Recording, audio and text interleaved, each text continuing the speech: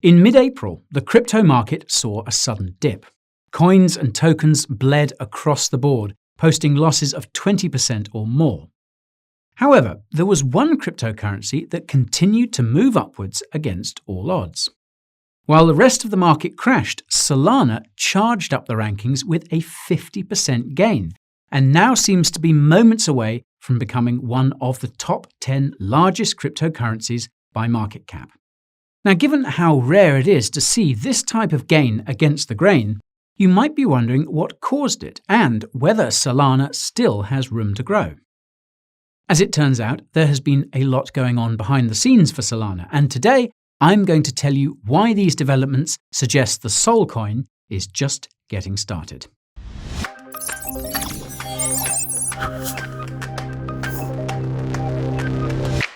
I hate to pause the hype, but there is a disclaimer I need to bring to light. Everything in this video is for educational purposes only, so if you came here looking for financial advice, then prepare to be lonely. If this is your first check-in with the Coin Bureau desk, my name is Guy and I think crypto is the best. So much so that I spend my days and nights making crypto content about everything you need to know. Coins, tokens, news and market trends are just a few of the topics that keep me coming round the bend.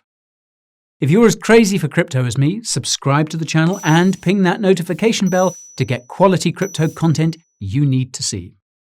You can use the timestamps in the video timeline below to get a sense of how this video will flow. Feel free to teleport to the chapter of your choosing. Just remember, if you watch the whole way through, it'll give this video a boosting. Right, that's enough of that. Let's see what Solana's been up to and where it's at. If Solana doesn't ring a bell, here's the TLDR.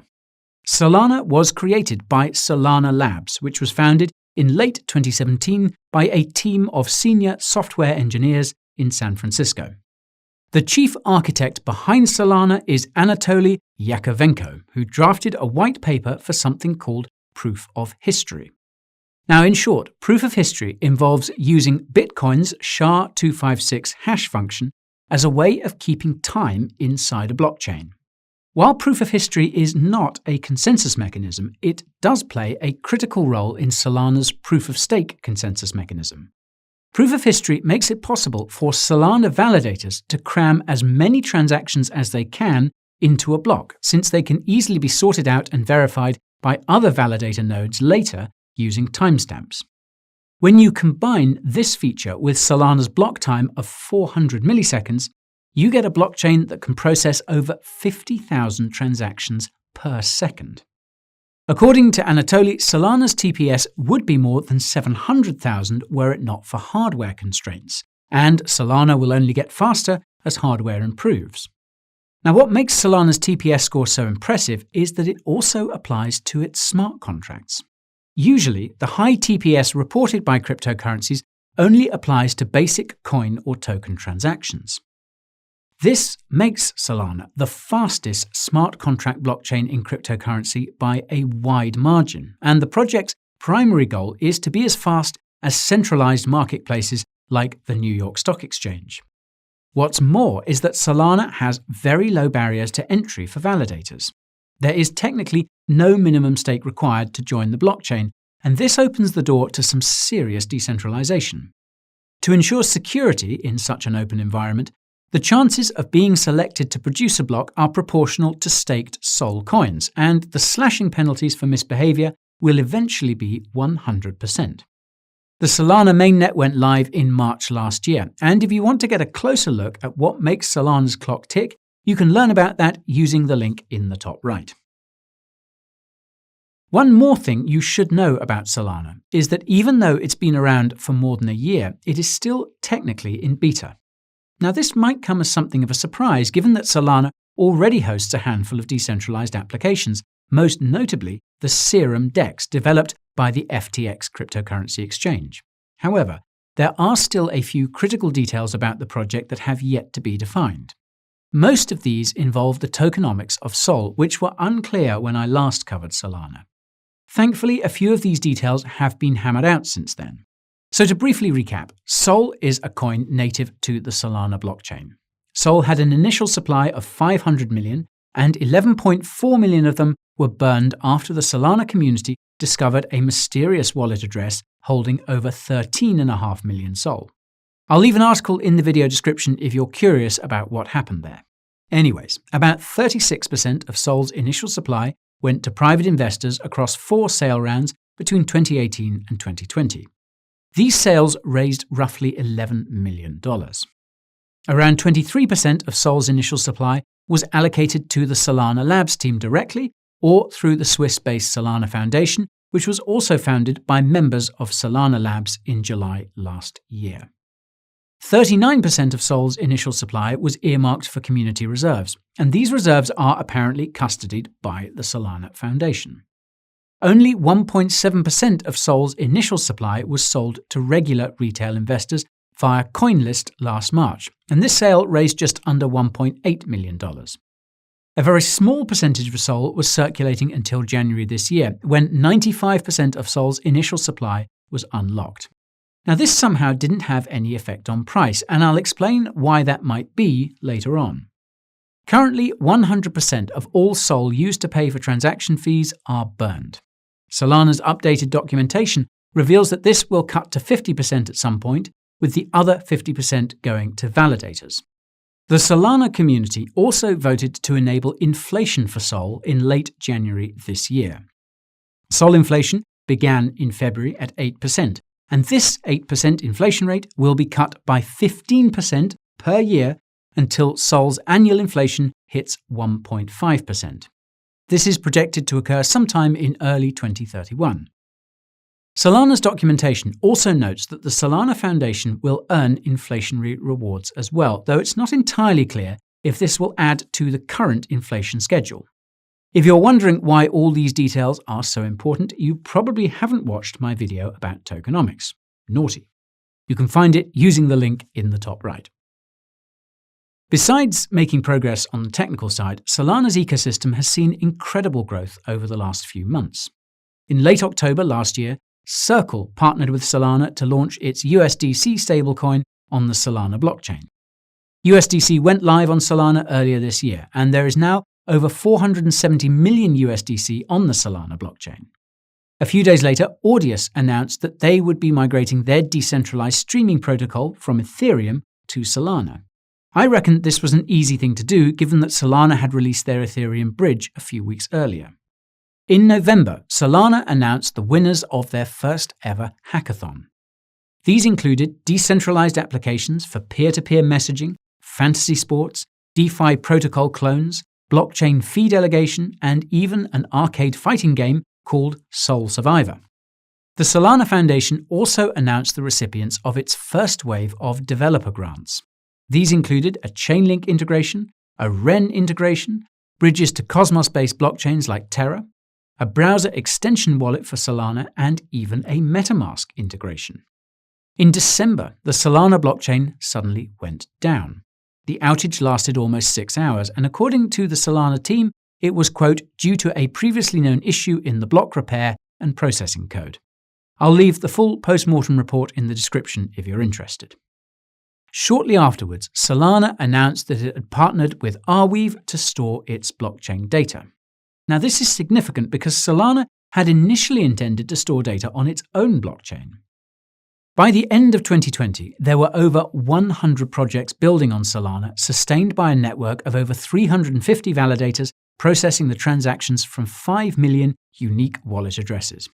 In February this year, The Graph added support for the Solana blockchain, and the Center Consortium announced that Solana would be the, quote, official chain for USDC. In March, the infamous SushiSwap DEX launched on the Solana blockchain.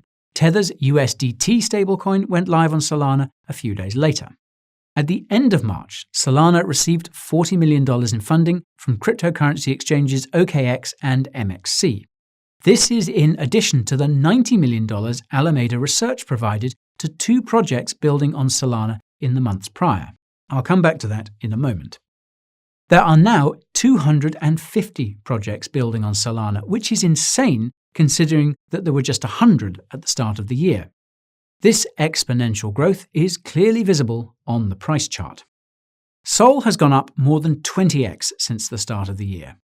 Now, this is actually quite surprising when you recall the aggressive vesting schedule of Sol's initial supply. I was expecting all those private investors to start selling as soon as the price started to moon. After all, the ICO price for many of their Sol coins was in the 20-cent range, which would be a 200x return on investment if they cashed out now. Solana founder Anatoly Yakovenko was asked about this aggressive vesting schedule in an interview last November, and his answer appears to have been edited out of the video. I'll leave a link to it in the video description if you want to see for yourself, and be sure to let me know if I'm just seeing things. Anyhow, from what I've been able to gather, the reason why all those private investors haven't been selling their Sols is because of staking rewards. To my understanding, validators were only earning rewards from the community reserve until inflation was enabled in early February. Sol's vesting schedule suggests these reserve rewards were lucrative, and it's very possible that they're still ongoing, even though validators are earning those inflationary rewards. If I'm correct in these two assumptions, this would explain why the sudden release of Sols in January didn't crash the price. Solana Explorer's staking statistics support this hypothesis, but it simultaneously conflicts with Sol's apparent vesting schedule. On the bright side, my quick skim through Solana's rich list reveals a remarkably equitable coin distribution. That said, it is very clear that there's been some selling since the circulating supply of Sol is nearly 10 times higher than it was in the fall of 2020. Sol's parabolic run seems to have been cut at the $45 range, which is roughly where all early investors would be in a 200x profit, even the run-of-the-mill retail investors from the public ICO. Popping open the price charts reveals Sol might be entering a phase of consolidation that could last a few days or more. I suspect that we could drop as low as $35 in the next week or so, and depending on when this video hits the tube, we might already be there. If my consolidation case holds true, this would create a descending triangle pattern, which usually results in a drop in price. Because we're in a long-term uptrend, however, I think it's more likely we would snap back and retest Sol's all-time high of roughly $50 when the triangle breaks. Now, if you want to learn how to do technical analysis like this, watch my first video tutorial on it. It's in the usual spot. With all these developments, partnerships, and price action, you might be wondering when Solana will finally reach its final form and take Sol to the moon. The short answer is that this isn't entirely clear, because Solana does not have a clearly defined roadmap at the time of shooting. In a related Reddit post, a member of the Solana team noted that beta is, quote, just a word that could be removed at any time or even stay there for a while, in reference to Solana's mainnet beta. The closest thing I was able to find to a roadmap was Solana's governance forum, which is barren besides the earlier updates related to the inflation vote. And speaking of governance, the most recent discussion thread on Solana's governance forum asks about on-chain governance, which I believe is the final phase in Solana's development. One of the answers directs to an unfortunately unrelated repository on Solana's GitHub, which has likewise seen a noticeable decline in commits since last year. Given how quickly Solana's ecosystem is growing, my suspicion is that Solana's technical development has been less of a priority over the last few months. After all, adoption is everything in the cryptocurrency space, and Solana has a lot of catching up to do if it wants to spar with the likes of Ethereum and Polkadot. Luckily for Solana, it has strong support from two very big players in the cryptocurrency space, the FTX exchange and Alemeda Research. Now, the founder of both companies is Sam Bankman-Fried, and besides being one of the richest people in the world, Sam is known to be a financial genius and has lots of connections in the crypto world. Sam handpicked Solana as the blockchain to host not just the Serum DEX, but all the other cryptocurrency projects his companies are developing and onboarding.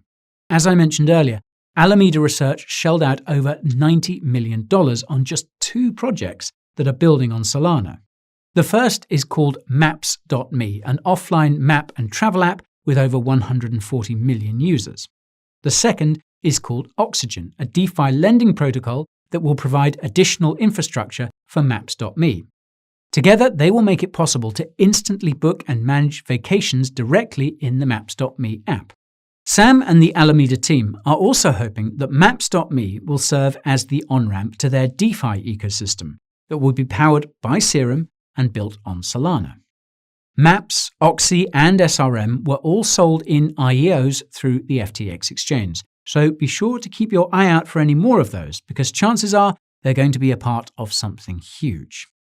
Not financial advice, of course. Solana is a cryptocurrency project that has almost everything going for it. A solid team, a high-performance blockchain, logical economic incentives, decent tokenomics, and some serious backers. Solana checks every single box except for one: transparency. Now, ever since I first covered Solana last fall, I haven't been able to shake off the feeling that something is off. For starters, even though Solana's documentation, social media, and blog posts are packed with information, there doesn't seem to be much about the things that actually matter. A simple example is the Solana Foundation, which remains relatively unknown, even though it plays an integral role in Solana's ecosystem. More importantly, the SOL allocated to the Solana Foundation seems to be completely off. The official documentation says one thing, Solana's blog posts say another, and the SOL balance in the wallet addresses belonging to the Solana Foundation doesn't match up with either of the two. The easiest way to clear up this confusion would be to label all the largest wallet addresses on the Solana blockchain explorer, as is commonly done for other cryptocurrencies. It's possible that the reason why this hasn't been done already is because it would reveal just how much influence big players like FTX and Alemeda Research have over Solana. Now, call me crazy, but I think the only way that so many SOL coins were able to enter the market without crashing the price was because of coordinated smart selling. Either that, or the actual vesting schedule for SOL's initial supply is completely wrong, which seems to be the case given that only 53% of its supply is in circulation and not 95%. Regardless, it's clear that Solana is a sacred project to supergiants like Sam Bankman-Fried, and it's possible that you could consider SOL to be a de facto exchange token because of this. This isn't a bad thing, quite the contrary. If it's true, it means the folks over at FTX and Alemeda will do everything in their power to make sure SOL continues to moon. After all, Solana is the bedrock for Serum's ecosystem, and they sure as hell aren't going to let hundreds of millions they've invested go to waste. But hey, what would I know? I'm just some dude on YouTube. If you thought this video was legit, give that like button a hit. Subscribing to the channel and pinging that notification bell seems like a wise thing to do too. If you want to track me down, Twitter, TikTok, and Instagram is where I tend to hang around. I also give detailed updates about the crypto market every day on the Coin Bureau Insider Telegram channel. It's cost-free and spam-free, and recently hit 70,000 subscribers. Cheers to you if you're already on there. My weekly newsletter has also been growing like mad, and I imagine that has something to do with me sharing my personal portfolio in addition to the latest crypto fads. My Coin Bureau merch is also flying off the shelf, and if you want to know why, well, go see for yourself. You can find your way to these resources and more using the links I've left down in the video description. That's my 2 cents for today. Keep your crypto close and keep those no-coiners at bay.